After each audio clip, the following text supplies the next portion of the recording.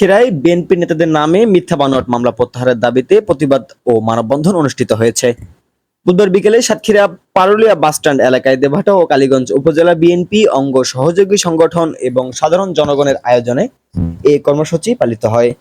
এতে বক্তব্য দেন জেলা বিএনপি যুগ্ম আহ্বায়ক ও সহ সমন্বয়ক শেখ তরিকুল হাসান, জেলা কৃষক দলের সভাপতি আহসানুল কাদির স্বপন, জেলা যুব দলের সাবেক প্রধান সমন্বয়ক আইনুল ইসলাম নান্টা, সাবেক যুব দলের সভাপতি আব্বুল হাসান হাদি, পৌর বিএনপি সদস্য সচিব আব্দুল্লাহ আল মামুন রাজু, জেলা ছাত্র দলের সাবেক সভাপতি শরীফুজ্জামান সচিব, সাবেক সাধারণ সম্পাদক মমতাজুল ইসলাম চন্দন, সাবেক সাংগঠনিক সম্পাদক আবু রায়হান, দেবহাটা উপজেলা বিএনপির যুগ্ম আহ্বায়ক গোলাম মোস্তফা, পারুলিয়া ইউনিয়ন বিএনপির সাধারণ সম্পাদক রফিকুল ইসলাম সানা, উপজেলা যুব দলের আহ্বায়ক কামরুজ্জামান কামরুল, যুগ্ম আহ্বায়ক রাজীব আহমেদ, উপজেলা শ্রমিক দলের সাবেক সাধারণ সম্পাদক মোখলেসুর রহমান মোখলেস, উপজেলা ছাত্র দলের আহ্বায়ক ইমরান ফরহাদ, ভূমিহীন নেতা সিরাজুল ইসলাম, জমির মালিক আনসার আলী সহ প্রমুখ উপস্থিত ছিলেন। উল্লেখ্য যে দেবহাটা উপজেলার খলিশাখালীতে সেনাবাহিনীর অভিযানকালে গণপিটুনিতে নিহত কামরুল ইসলাম গাজীর স্ত্রী মর্জিনা বেগমকে দিয়ে গত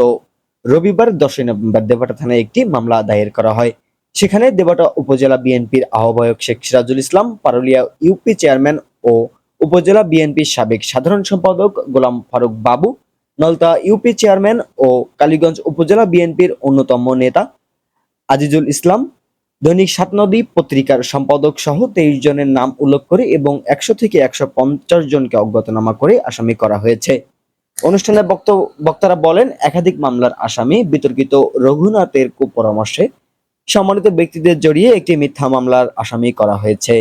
বিগত ফ্যাসিস্ট সরকারের দোসররা বিগত দিনের ন্যায় বর্তমান দেশকে অশান্ত করার পায়তারা করে যাচ্ছে। বিগত দিন যারা বিএনপি নেতাকর্মীদের মামলা দিয়ে ঘরছাড়া করেছিল, বিগত 5 আগস্ট সেই শক্তি পরাজিত হলেও তাদের দোসররা এখনো সক্রিয়। এদেরকে দ্রুত গ্রেফতার করে আইনের আওতায় এনে বিচারের দাবি করেন বক্তারা। একই সাথে মামলাটি তদন্তপূর্বক নিরাপদ মানুষকে অব্যাহতি দিতে প্রশাসনের আশু হস্তক্ষেপ কামনা করেন বক্তারা।